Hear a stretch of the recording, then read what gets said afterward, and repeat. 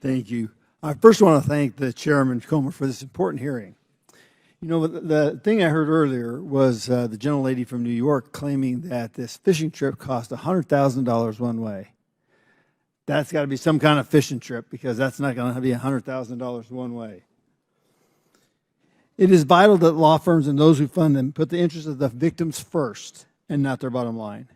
As a representative with a large mining constituency, I work hard to defend the mining industry from radical environmentalists and the woke third-party litigants who have funded them, whose goal is to end the mining in the United States. I also work very hard to make sure that the mining companies uphold their part of the bargain, that what they say they do, they follow through with that. One of the most egregious examples of third-party litigation funding that has yielded devastating consequences was the attempt by the Democratic Party prior to 2020 to change the voting laws. This practice was nothing less than the weaponization of the judicial system to overturn the will of the people as expressed in the voting laws created by their duly elected representatives. Mark Elias, the same man who hired Christopher Steele to lie about President Trump in an infamous dossier, who was sanctioned by a federal court in 2021 for misleading motion, was hired by the Democratic Party in 2020 to harass states by filing at least 50 lawsuits against them for laws seeking to preserve electoral integrity. Elias's law firm, Perkins Coie, received at least $41 million since 2019 from left-wing organizations.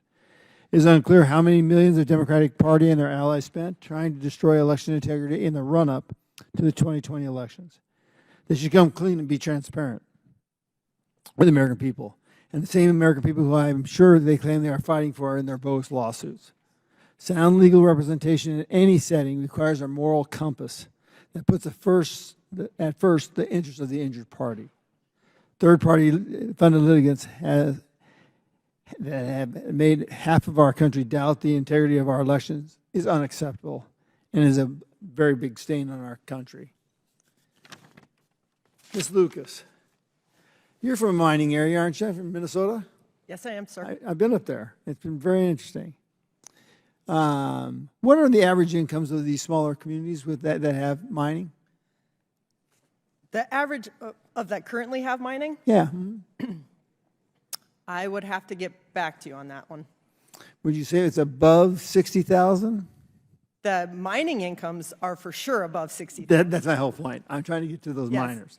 This is if you can't mine it, you can't grow it, you can't fish it, you're not going to make a bunch of money off of it. Correct. How about the comparison of others in the state? They're much lower, aren't they, on average? Yes, especially in rural areas. Now, can you estimate the amount of state and federal permits and regulations a mining company may have to comply with to be able to operate in Minnesota? It takes a lot of permits, and it should. Yeah. We have to have air permits, we have to have water permits, wetlands, land use, permit to mine, tailings basin, all of those things. It can be over 20 permits. You know, we got Resolution Copper out in Arizona, and it's going on its 20th year. They've invested over $2 billion with a B, $billion in reclamation, and they still haven't got a permit. The water's cleaner coming out than going in. It's amazing what you have to do. Can you briefly describe how existing regulations encourage and require extensive community and stakeholder engagement to solicit feedback and address these concerns? Yes, our system is set up to make sure that people know what's going to happen in their backyard. We need to have that system. It's important that we have that system. We have a legacy that demands we have that system.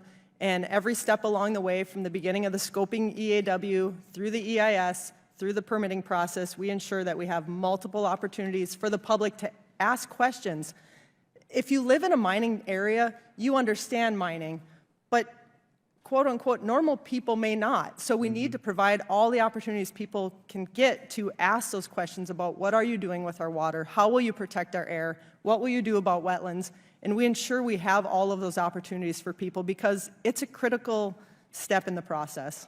I get it. You think we can have our mining and have our cake and eat it too, right? I think without mining, sir, we do not have this room that we are in. We do not have this building we are in. We do not have the lights on. We are not kept cool from the humidity that DC has. I thought we had bad humidity. I was wrong. But we don't have the world without mining, sir.